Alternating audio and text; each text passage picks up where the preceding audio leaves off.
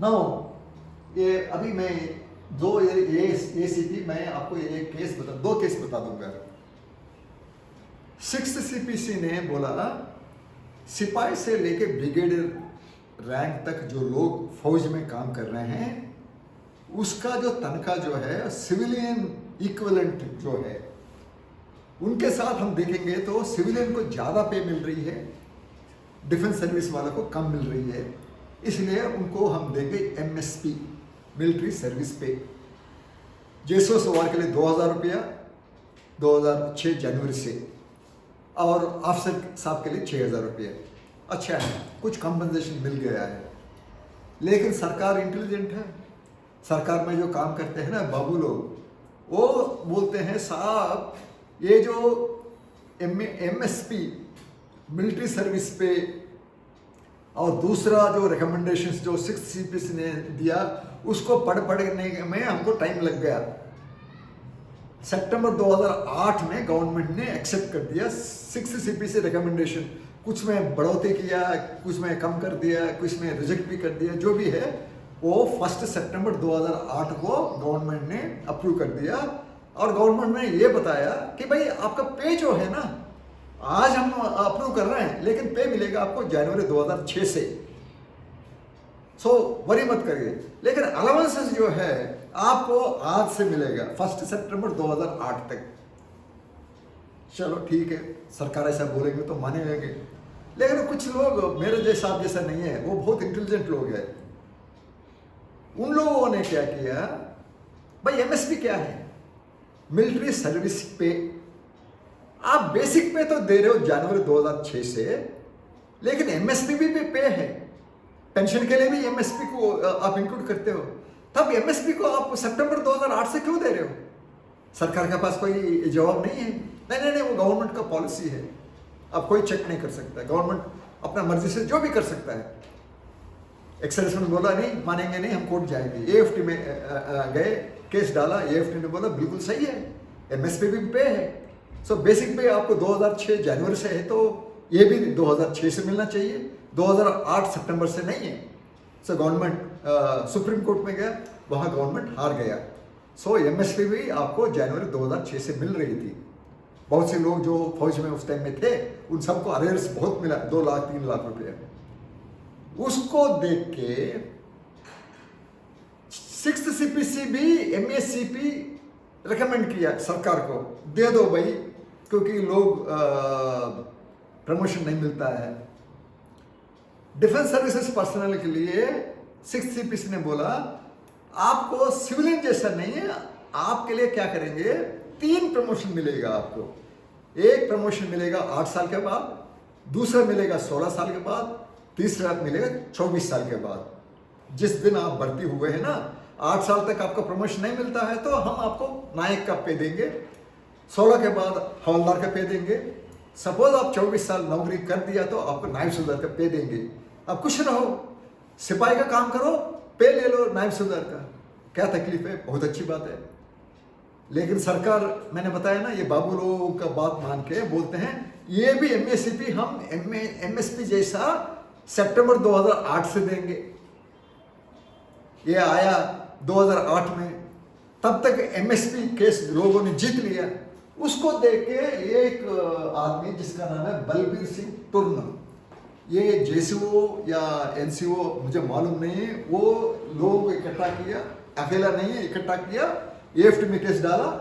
AFT ने बोला बिल्कुल सही है, MSP जैसा आप जनवरी 2006 से दे रहे हो ना, MSCP भी जनवरी 2006 दो। सरकार चुप नहीं बैठेगा, वो सुप्रीम कोर्ट में इन लोग गैसेट के लिए गया और सुप्रीम कोर्ट बोलता है बलबीर सिंह टुर्न जो बोलता है बिल्कुल सही है, सो उसको अब दे दीजिए जनवरी 2006 से। फिर 2018 में ये केस बलबीर सिंह टुर्न डाला था 2016 में, 2 साल में जजमेंट सुप्रीम कोर्ट ने दे दिया और गवर्नमेंट ने 2018 में एक लेटर इशू किया। MSCP भी जनवरी 2006 जब 6th CPC का बेनिफिट स्टार्ट हो गया, एक बेनिफिट आप जनवरी 2006 से दोगे और MSCP आप 2008 में देंगे, ये बिल्कुल मंजूर नहीं है, अन्याय है। सो फिर MSCP आप 2006 से मिलता है तो first day of 6th CPC, भाई एसीपी आप 2013 से क्यों दे रहे हो, 2003 से क्यों दे रहे हो? वो भी देना चाहिए जनवरी 96, क्योंकि 5th CPC स्टार्ट हुआ था जनवरी 96।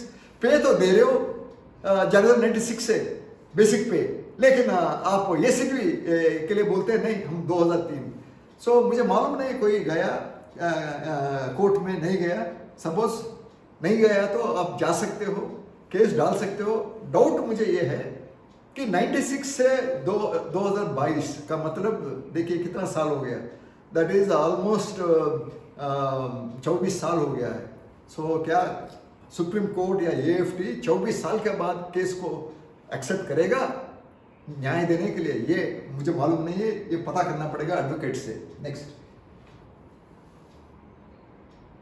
सो मैंने आपको एक्सप्लेन किया, मैंने ये भी बताया सिपाही जो 6 अगस्त 2003 या उससे पहले जो रिटायर रहते हैं उसको कुछ नहीं अन्याय हो गया है, लेकिन आप 7 अगस्त 2003 में रिटायर है तो आपको सिपाही होने के बाद नायक का पे मिलेगा, सिपाही होने के बाद हवलदार का पे मिलेगा, पहले वाले को नहीं मिलेगा। वो उसको लॉस है। वो कितना लॉस है देखिए।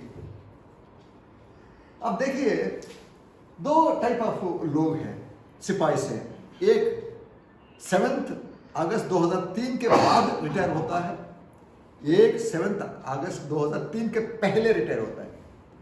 दोनों सिपाही हैं, दोनों एक ही दिन भर्ती हुआ, दोनों 15 साल नौकरी करता है। सो रिटायर्ड रैंक क्या है? वो सिपाही या सीमैन और एयरक्राफ्ट्समैन, एयरफोर्स का, वो जनवरी 86 में या अर्लियर, इससे पहले रिटायर होता है। 10 साल के बाद, दैट मीन्स 2003 अगस्त के बाद उसको मिलेगा नायक का, और भी 10 साल है तो हवलदार का। क्योंकि ये जो 6 अगस्त 2013 उससे पहले जो रिटायर हुए थे ना, उसके लिए ACP लागू नहीं है। उसके लिए कितना नुकसान है? उसको मिलेगा सिपाही का ही पे, सिपाही का पेंशन, लेकिन उसको ACP मिला होता फिर वो नायक का पे ड्रा करना था। सो लॉस क्या है? पे ऑफ नायक माइनस पे ऑफ सिपाही। सिमिलरली ये सब आप इसको रिवाइंड करके आप देख लीजिए, पास बटन क्लिक करिए, एक एक्सप्लेन किया, बाकी आप समझ सकते हो। नेक्स्ट, ना कितना नुकसान हो गया आप देखिए। जो 6 अगस्त 2003 या इससे पहले जो रिटायर है जिसको ACP लागू नहीं है, उसको पेंशन मिलेगा ₹1 में 6,665 रुपया। लेकिन 7 अगस्त 2013 एक दिन बाद में रिटायर है तो उसको आप पेंशन दे रहे हो नायक का 7,170। ये लॉस हो गया इस आदमी, क्योंकि एक दिन बाद पहले रिटायर हो गया था ना, 505 रुपया। और ये कब है? वो आरोपी जुलाई 2014 से दिसंबर 2015 तक है, तो 18 महीना, सो 9,090 रुपया इसको नुकसान। फिर जनवरी 2016 से नेक्स्ट वो आरोपी कब आएगा? वो आरोपी 2018 जुलाई 2019 से। सो इस महीने में, दैट मीन्स 3 साल 6 महीने के लिए इसका नुकसान जो हो गया पुराना वाला को 54,516 रुपया इतना नुकसान उसको हो गया है। और ये सिर्फ वो जून 2019 तक है। इसके बाद क्या होगा? 8th CPC आएगा, इसके बाद 9th CPC आएगा, इसके बाद WRP आएगा, ये बढ़ते जाएगा ये लॉस। और उस बेचारे को, इसका जो पत्नी है, सपोज ये आदमी भगवान को प्यारा हो गया, वो पत्नी को भी कम मिलेगा पेंशन। ये अन्याय है। बाकी रैंक्स का भी मैंने वर्कआउट किया, अब देख लीजिए, मैं एक्सप्लेन नहीं करूँगा। नेक्स्ट, ये देखिए नायक और हवलदार के बीच में फर्क इतना है, 67,452 इस पीरियड में, और इस पीरियड में 11,250 नुकसान हो गया क्योंकि उसका ACP नहीं है। नेक्स्ट, और ये क्या है? हवलदार और नायब सूबेदार के बीच में कुछ लोग नायब सूबेदार का भी ACP लेते हैं, उनको नुकसान हो गया। देखिए इस पीरियड में ये 0 गलत है, ये एक्स्ट्रा हो गया है, अदरवाइज 29,178 है, 29,178। और इस पीरियड में जनवरी 2016 से जून 2019 के बीच में 1,74,972 1,74,972 इतना लॉस है उसको। सेम थिंग नायब सूबेदार के बीच में इतना फर्क है। हमारा आर्मी में डायरेक्ट एंट्री जेसोस भी होते हैं, आरटी जेसो होते हैं, उसको भी एसीपी मिला होता, ये 1 more जीरो इधर, ये वो जीरो मिस हो गया इधर, 3,60,730 रुपया नुकसान है। नेक्स्ट, और दिस इज अगेन आप पढ़ लीजिए। नाउ हम एमएससीपी के में आएंगे। What is MSCP? MSCP is nothing but modified ACP, modified assured career progression. ये कौन दिया? ये 6th सीपीसी ने दिया है। उन लोगों ने क्या बोला था फौजी लोगों के लिए?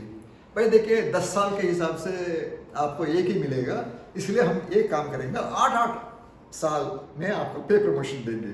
दैट मीन्स आप सिपाही है, 8 साल के बाद नायक पे मिलेगा और 16 साल के बाद आपका हवलदार का पे मिलेगा।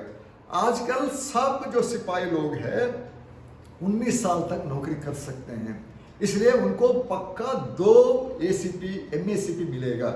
MSCP 1 of Naik, MSCP 2 of havildar. So वो रिटायर होने के बाद उसको मिलेगा एमएससीपी का बेनिफिट, इन द सेंस वो सिपाही है लेकिन मिलेगा उसको पेंशन हवलदार का, और नायक है तो नायब सूबेदार का, और नायब सूबेदार है तो सूबेदार मेजर का, ऐसा। नेक्स्ट, सो मैंने बलबीर सिंह टुर्न के केस हमने बता दिया। अभी सितंबर 2008 से नहीं है, जनवरी 2006 से ये एमएससीपी लागू है, और किसी भी रैंक में आपको 8 साल तक प्रमोशन नहीं मिलता है। सब आप नायक बन गए, फर्स्ट प्रमोशन मिला है 4 साल या 5 साल के बाद, फिर 8 साल में कोई प्रमोशन नहीं मिलता है, तो ऑटोमेटिकली पहले 4 साल प्लस 8 साल 12 साल, 12 साल के बाद आपको मिलेगा हवलदार का पे। सपोज आप 13 साल के बाद और 8 साल तक आपको प्रमोशन नहीं मिलता है, तो और एक प्रमोशन मिलेगा, ऐसा नायब सूबेदार का पे मिलेगा, लेकिन नायक का रैंक पहनोगे, नायक का ड्यूटी करोगे, लेकिन नायब सूबेदार का पे मिलेगा। Next, so maximum 3 promotions. GD सिपाहीस जो होता है, जनरल ड्यूटी सिपाहीस, उनके लिए सिर्फ 2 ही मिलेगा। डेट ऑफ एनरोलमेंट से 8 साल के बाद नायक और 16 साल के बाद हवलदार। लेकिन एडमिनिस्ट्रेटिव ट्रेड्स होते हैं, जैसे नायक कुक है, मसालचे है, वेटर है, बार्बर है, वॉशरमैन है, सफाई है, इक्विपमेंट बूट रिपेयर है, वो सब लोग 20 साल तक कर सकते हैं। सो दे मे गेट 3rd एसीपी। जब 24 साल वो उसने नौकरी कर दिया तो मैक्सिमम 3 प्रमोशंस मिलेगा। सब आपको ऑलरेडी 2 प्रमोशन मिल गया, आप हवलदार बन गए, दैट मीन्स एक सिपाही से नायक का 1 प्रमोशन मिला, नायक टू हवलदार 2 मिल जाएगा। फिर एज अ हवलदार आप 8 साल कोई प्रमोशन नहीं मिलता, देन आपको 8 साल एज अ हवलदार मिल जाएगा नायब सूबेदार का पे, लेकिन हवलदार का ड्यूटी करोगे, फिर आप पेंशन में जाएंगे तो आपको नायब सूबेदार का पेंशन मिलेगा। ये एमएससीपी है। नेक्स्ट, ये एग्जाम्पल बहुत सिंपल है, मैंने आपको इस MS PowerPoint स्लाइड में हमने एक्सप्लेन किया, आपको समझ में आ गया होगा। नेक्स्ट, ये भी डायरेक्ट एंट्री हवलदार है। हमारा आर्मी में आर्मी एजुकेशन कोर जो डिग्री करके आते हैं फौज में, वो डायरेक्टली पहले दिन हवलदार बन जाता है। उसके लिए भी 3 प्रमोशंस, 8, 16, 24। नेक्स्ट, हमारा आर्मी में डायरेक्ट एंट्री जेसोस होते हैं, specially core of engineers, core of EME, core of EME में सिग्नल्स पे हम लोग डायरेक्ट डिप्लोमा जो किया हुआ है इंजीनियरिंग डिप्लोमा होल्डर्स को लेते हैं। जैसे एमईएस में कोर ऑफ इंजीनियर्स में काम करते हैं ये लोग, diploma in civil engineering, diploma in mechanical, diploma in electrical engineering वाला। सिमिलरली ईएमई में भी सिग्नल्स में भी काम करते हैं। वो जिस दिन वो आया वो नायब सूबेदार का स्टार लगा के आता है। उनको भी 8, 6, 14, 8, 16, 24 ईयर्स में 3 प्रमोशन मिलेगा। प्रमोशन नहीं मिलेगा तो, रेगुलर प्रमोशन नहीं मिलेगा तो ये एमएससीपी प्रमोशन मिल जाएगा। हमारा आरटी जेसोस भी है, रिलीजियस टीचर्स, जिस सब यूनिट में यह यूनिट में 120 लोग एक मज़हब का है, जैसा मोस्टली में हिंदूस होते हैं, सो पंडित जी को अपॉइंट करते हैं। जो रिलीजियस टीचर है वो सिविल में कुछ कोर्सेज करना चाहिए रिलीजियस टीचर्स का, उसको बना देते हैं पंडित जी। सो पंडित जी साहब पहनेगा नायब सूबेदार का स्टार। सिमिलरली मैं बॉम्बे सापर हूँ, हमारा बॉम्बे सापर में सरदार लोग हैं, इसलिए हमारा 120 से ज़्यादा सरदार है, इसलिए हमारा एक ग्रंथी है। ग्रंथी भी सेम गुरुद्वारा में नॉलेज, उसको गुरु ग्रंथ साहब के बारे में ज़्यादा नॉलेज है, वो कुछ टेस्ट पास करता है सिविल में, उसको ग्रंथी का डायरेक्ट जेसीओ बनाता है बॉम्बे सापर यूनिट में ना। कुछ इन्फेंट्री बटालियंस में जहाँ मुस्लिम ट्रूप्स 120 है, उधर एक मौलवी भी अपॉइंट होता है, ये अगेन डायरेक्ट जेसीओ। वो भी प्रमोशन उनको नहीं मिलता है, रेगुलर प्रमोशन एज ए सूबेदार मेजर। MACP 1 में नायब सूबेदार ऑलरेडी था, वो सूबेदार हो जाएगा, पे मिलेगा सूबेदार का। 16 के बाद मिलेगा सूबेदार मेजर का, फिर 24 साल के बाद उसको मिलेगा ऑनररी लेफ्टिनेंट का पे। लेकिन लास्ट में एक कंडीशन है, जिस रैंक में आप थे नायब सूबेदार, आपका मैक्सिमम सर्विस कितना है? मैक्सिमम सर्विस सपोज 28 साल है तो आपको तीनों मिलेगा, लेकिन 24 साल से कम है तो नहीं मिलेगा। Next same thing direct entry जैसे उसमें मैंने एक्सप्लेन कर दिया। नेक्स्ट समरी इस प्रकार का है, ACP MACP ये पे प्रमोशंस है, क्योंकि स्टैग्नेशन है, वैकेंसीज नहीं है, ठीक है। आपका रैंक, जो रैंक में आपको प्रमोशन नहीं मिला वही रैंक रहेगा, सिपाही ही रहेगा, लेकिन पे मिलेगा हवलदार का। जब रिटायर हो गए पेंशन मिलेगा हवलदार का। सपोज कोई नायक है, एक प्रमोशन ले लिया, उनका और 2 प्रमोशन के लिए वो एलिजिबल है, सपोज उसके पास सर्विस है, फिर वो नायब सूबेदार का भी पेंशन ले सकता है। डायरेक्ट एंट्री हवलदार जैसे उसका भी सेम है, 8 साल, 16 साल और 24 साल में प्रमोशन 3 मिलेगा। नेक्स्ट डिसिग्नेशन क्या होता है? यूनिट में 2 टाइप ऑफ नायक्स है। एक है रेगुलर प्रमोशन, उसको मिल गया है, वो नायक का ड्यूटी करेगा, नायक का रैंक पहनेगा। दूसरा क्या है, सिपाही 8 साल कर दिया, उसको MACP नायक बोलते हैं, लेकिन वो पीत नहीं पहनेगा नायक का, लेकिन उसको पे मिलेगा। सो 2 लोग नायक का पे लेंगे यूनिट में, एक रेगुलर नायक, एक MACP नायक। सो जनरली क्या करते हैं, डिसिग्नेशन ये ऐसा बोलता है, सिपाही ACP MACP 1 बोलते हैं, का मतलब आप सिपाही है लेकिन आपका नायक का पे मिलेगा। सिपाही MACP 2 का मतलब आप सिपाही है, हवलदार का पे मिलेगा। सपोज बाई चांस आप एडमिनिस्ट्रेटिव ट्रेड वाला हो, आप 24 साल नौकरी कर सकता है, तो सिपाही MACP 3 का मतलब आपको पेंशन मिलेगा नायब सूबेदार का। जब सर्विस में है तो पे भी मिलेगा नायब सूबेदार का। ना सबको ऑटोमेटिकली MACP नहीं मिलेगा, जैसे ACP में आपके ACF ग्रेडिंग अच्छा होना चाहिए और आप डिसिप्लिनरी केसेस में ज़्यादा नहीं होना चाहिए। नेक्स्ट आजकल IAS सब ने एक केस फाइल किया भारत सरकार के खिलाफ अबाउट OROP। हमको OROP तो आप बोल देते हो दे दिया, लेकिन आप OROP नहीं दे रहे हो। सुप्रीम कोर्ट भी इसके बारे में, MACP के बारे में सवाल पूछ रही है सरकार से। आप हमें बताइए, 2 टाइप ऑफ MACP आप बोल रहे हो। एक है MACP जो लड़का अच्छा है, डिसिप्लिन है, ACR अच्छा है, वो तो प्रमोशन नहीं मिला, ये MACP में उसको MACP 1, MACP 2, MACP 3 दे रहे हो। कितने लोगों को दे रहे हो वो हमें बता दो, और कितने लोगों को नहीं दिया, वो डिसिप्लिन केस है, वो ACR ग्रेडिंग इसका अच्छा नहीं है।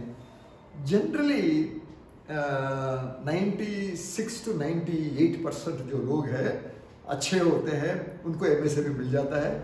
1-2% होते हैं किसी वजह से वो डिसिप्लिनरी केस हो गया, उसको MACP नहीं मिलेगा। ये सवाल पूछ रहा है, इसलिए आपको मालूम होना चाहिए ये सुप्रीम कोर्ट भी एमएसएपी के बारे में सवाल पूछ रहे सरकार से। नेक्स्ट, मैं जानबूझ के ज़्यादा फास्ट में ये वीडियो कवर किया, वीडियो टाइम कट करने के लिए। कुछ लोगों को एमएससीपी का बेनिफिट आप ऑलरेडी पाया है, सो उनको मालूम है, कोई नई चीज़ नहीं है। जो लोग अभी भी एमएससीपी एसीपी के बारे में जानकारी नहीं है, तो वो इस वीडियो को दोबारा आप रिवाइंड करिए, आप पास करिए। मेरे इंग्लिश जो बहुत सिंपल है, समझ में आ जाएगा। फिर भी आपको समझ में नहीं आता है तो हमें वेबसाइट है tseva.org, उसमें एक रेक्टेंगल स्पेस है, उसमें आप अपना जो सवाल है पूछिए, हम जवाब दे देंगे। सपोज ईमेल में करना चाहते हो तो triservices.hyd@gmail.com में भेजिए, हम आपका ईमेल का भी जवाब दे देंगे। सपोज आप बोलते हो सर हमें एसएमएस भेजना है, तो ये हमारा कॉन्टैक्ट नंबर है, भेजिए। वो एसएमएस का क्या डाउट है क्लियरली एक्सप्लेन करिए, हम उसको जवाब दे देंगे। बहुत धन्यवाद, आप ये वीडियो को अच्छी तरफ देखा है और मैं समझता हूँ इसके बाद आपको एमएससीपी एसीपी के बारे में कोई डाउट नहीं होना चाहिए। Thank you very much, I am grateful to you, may God bless all of us. Bye bye, जय हिंद, नमस्ते।